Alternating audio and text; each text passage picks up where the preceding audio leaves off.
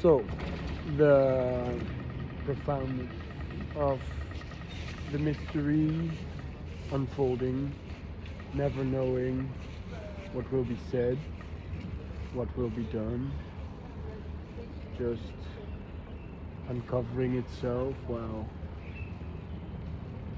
evaporating at the same time. It's the same thing, always the same thing, yet always different. And you could go on to say that in many different ways. Hoe gaat het ermee? Alles lekker? Tjekka, tjekka, altijd. Altijd werkende. Ja, gezellig. Ook goed, echt goed. Doelpunt man. Altijd. Livestream. Altijd. Yes. So one could go on saying that same thing in many a different way and always arrive at the same conclusion as conclusion. How are you, my dear? Are you doing well? Feeling good? That's nice. Do something playful. Playful. Do. You need to play. You are a girl, you need to play. With your camera and video. Yeah, it's on. Okay. You don't have to be in the street. You can. What do you recommend me to see in this city? Nothing. What? Okay.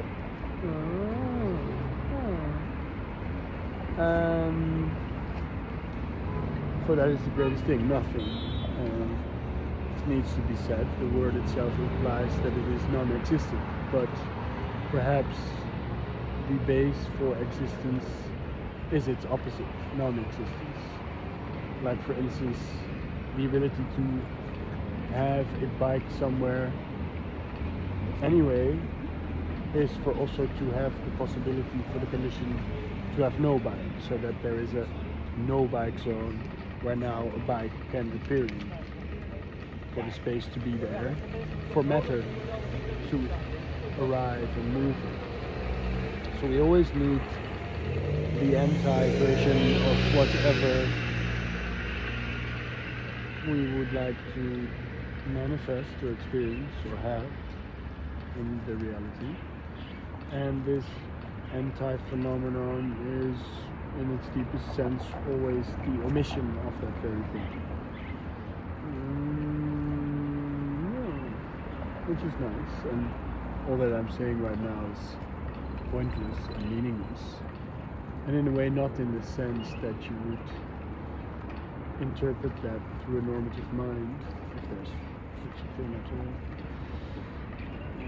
In the sense that perhaps there's something much more profound than meaning and having a point, perhaps not having a point and meaning and just being in this marvelous, mysterious thing is the greatest meaning of all, if you would still want to abide by those words. That the greatest meaning is no meaning, for then you realize you have arrived, and then following that meaning, that of course means that you have conquered your destination. So now you're no longer chasing out there to accumulate something which in self-deception you believe to bring you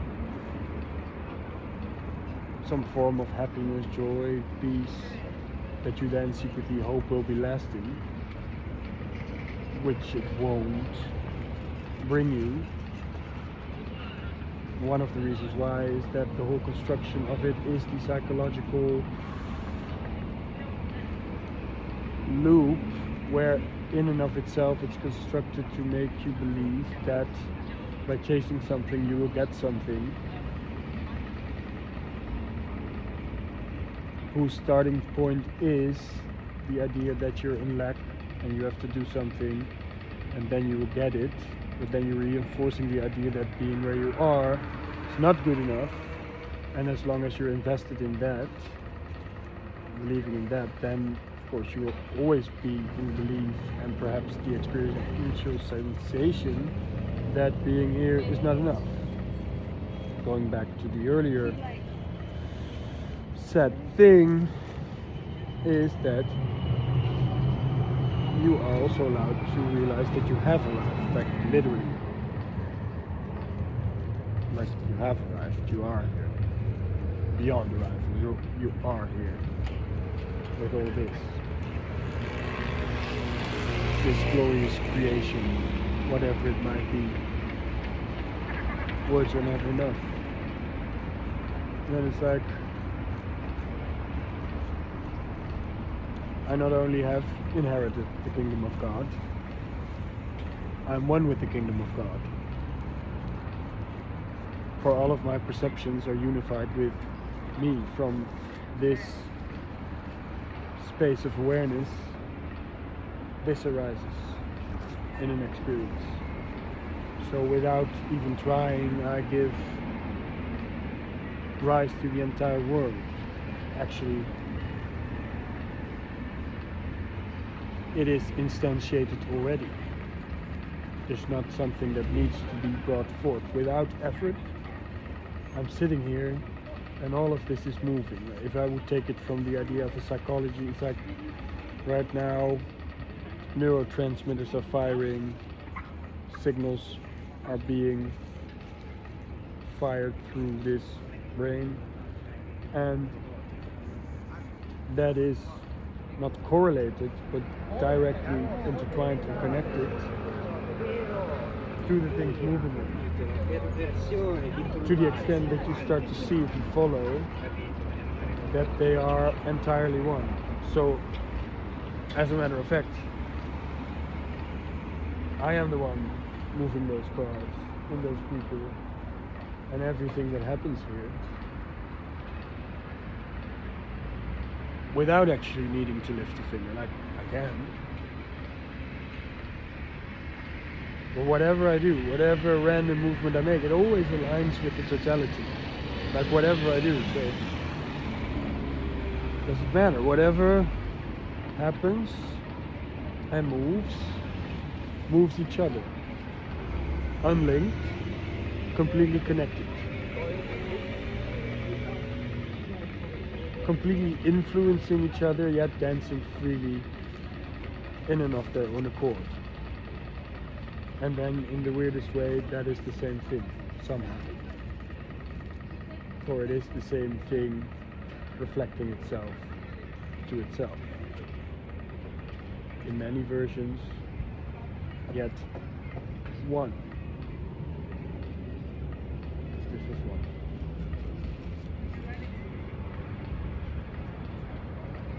And then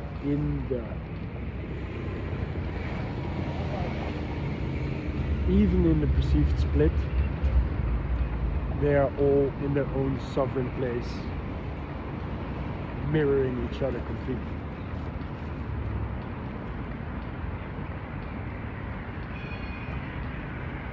Looking beyond the skin, all atoms, energy, moving, dancing in a space.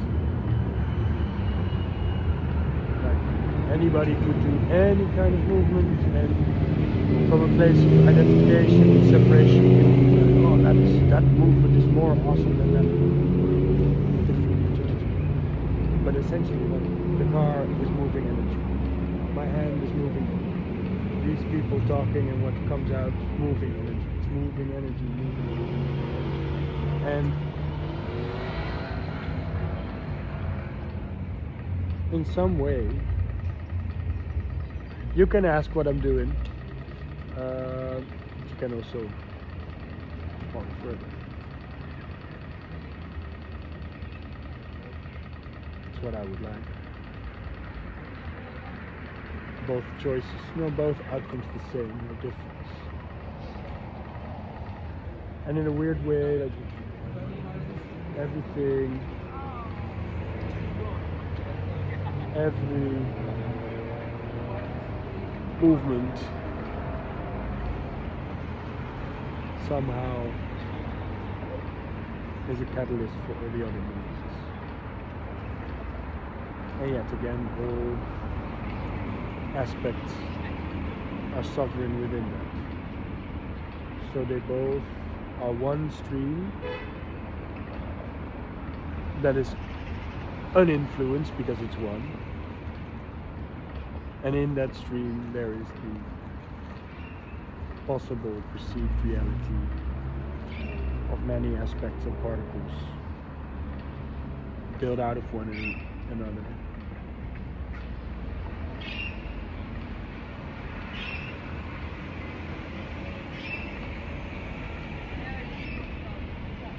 Which can be seen as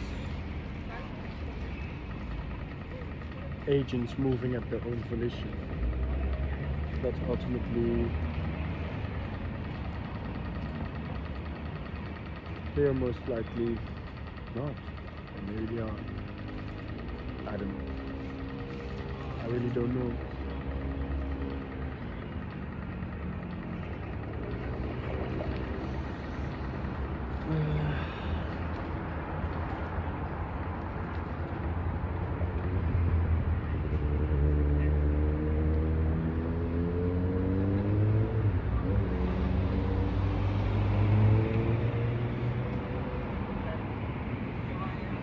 Most practical aspect of this speaking is probably that where you are is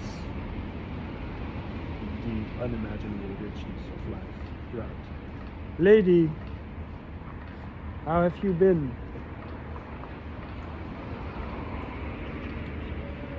Distracted.